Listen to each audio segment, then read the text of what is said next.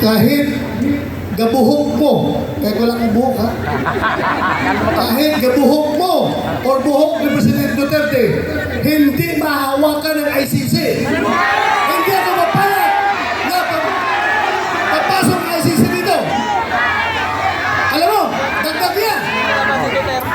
Kasi, kung papayagan ko yan, alam nyo, kung papayagan ko yan, after ninyo, mga Duterte, ikaw, after sa investigasyon ninyo, baka kami na naman ang isusunod ng ICC.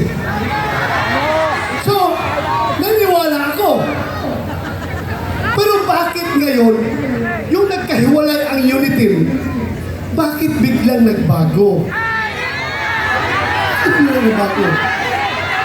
Halata na itong lahat, ang ugat nitong lahat, ay kasakiman